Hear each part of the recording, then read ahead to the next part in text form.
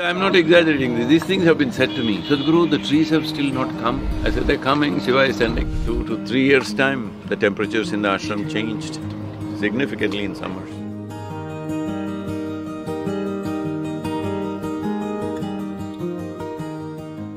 Yesterday you spoke about what you did in Velliangiri Hills. It was completely bare, and you ecologically sensitive methods. See,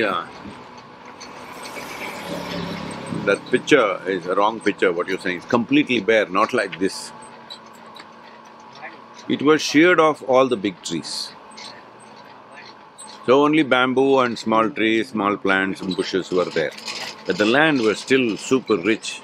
It's like jungle which has had thousands of years of undisturbed soil. But because of the animal movement, if these trees were all removed in a span of 6 to 8 years or something like that, in that range, not more than that. Because it was removed in that range, still substantial damage of soil erosion, animal stampeding over that had not happened. Some extent it had happened, not very big. So, in many ways, it's a blessing we came at the right time, we noticed that and we acted on that. Problem is, most people who are involved in it have even forgotten because they did it in such a days. In 22 days, over 6 million seeds, 2 seeds. Simple thing I did was, I made a metal cone. So just twisted a metal plate, thin plate, made it into a strong cone like that and fixed it under a stick. The cone is because it goes in easy, that's one thing. Not a totally pointed cone with a little open, it goes in easy. And if you make a hole like this, cylindrical hole, it tends to collapse. If you do this, all they had to do is they just poke and go because land was wet. Then we had people, bags of sand. Those people went and kept bags of sand all over the place.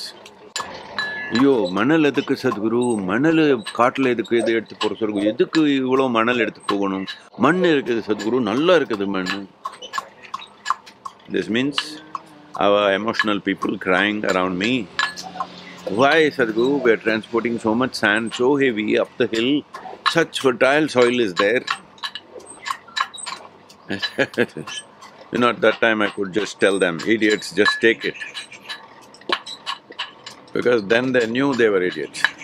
Now they're all little bit enlightened. Then seed planting people, mostly ladies, singing now some simple Tamil song.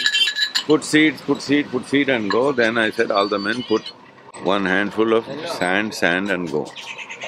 Sadhguru, nalla mann irukudhu, mannu potudla.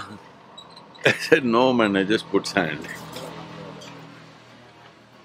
Because if you put soil, the soil is like, like thick clay full of this thing. If one animal walks on it, that's it, the seed will never sprout. So we put sand. Because of this one simple thing that we put sand, a handful of sand over every seed, sprouting was almost 100%.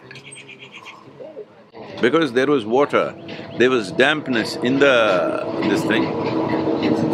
Always water percolates wherever there is low density. Sand is low density compared to soil, so naturally it'll draw water and it'll keep the seed watered till it needs it. Once it gets its roots, of course, it'll manage. So nearly 100% sprouting. And after that, animal walking, everything, maybe 10%, 10–15% might have been destroyed because animals would eat up young trees and walking on it, elephants, all that. But within about 9 to 10 months, if I stood in the ashram, I could clearly see our trees because they were fresh, young leaf, like all of you, fresh, young, wet behind the ears, green.